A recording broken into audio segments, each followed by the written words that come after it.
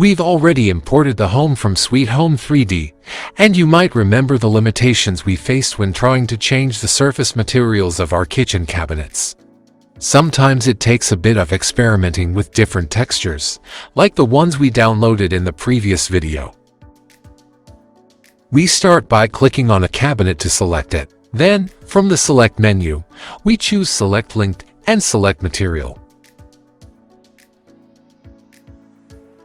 This expands the selection to include all cabinets that share the same material. In Edit mode, we can simplify the topology.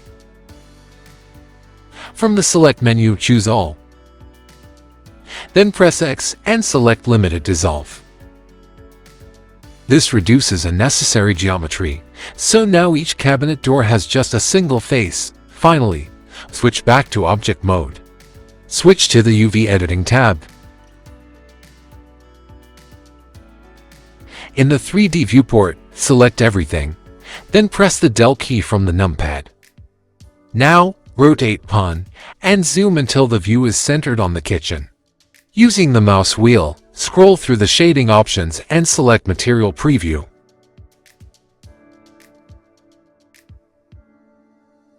Next, move to the UV Image Editor.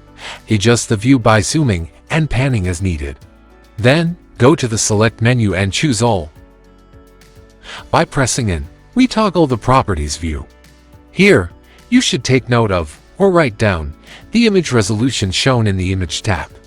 This is the image we selected in Sweet Home 3D when assigning materials to the kitchen cabinet doors. Recording this information is important because the image we use may have a different resolution. Let's go back to the layout and click on a cabinet door.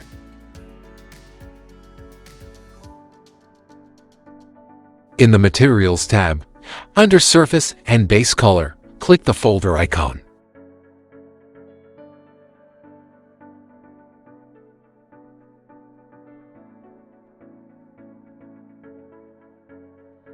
Then, select a real image that we downloaded from the official manufacturer's website, as we showed in the previous video.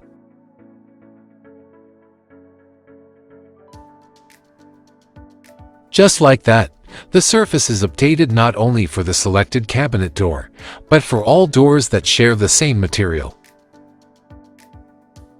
But if we select two cabinet doors and press the Del key on the numpad, we can clearly see that the newly selected surface appears distorted.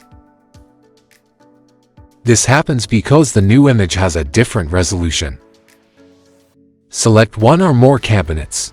Then, from the Select menu, choose Select Linked and click on Materials. This will automatically highlight all objects that use the same material. Next, switch over to the UV Editing tab. In the UV Image Editor window, adjust your view as needed by zooming and panning. On the right side, in the Image Properties panel, you'll see the resolution of the selected image. Now press S and then Enter to bring up the Resize panel. For Scale X, enter 540 divided by 750. That's the old image width divided by the new width. For Scale Y, enter 540 divided by 1800, the old image height divided by the new height. Back in the Layout tab, we can see that the distortion on the door surfaces is gone. However, there is still some noticeable symmetry or mirroring on a few of the doors, which can be distracting. To fix this, select one of the cabinet doors and switch over to the UV Editing tab. In the viewport, press the Del key on the numpad to center the view on the selected door. Then, in the UV Image Editor, choose the Move tool and adjust the UV map on the surface. As you move it, you'll see the results update in the viewport in real time. We can apply the same technique to other kitchen doors, giving the impression that a carpenter has cut different sections of the surface to create each door. However, that's exactly what we don't want on the countertop, where the surface needs to remain continuous. Don't miss the next lesson, where the UV map will turn into a real puzzle.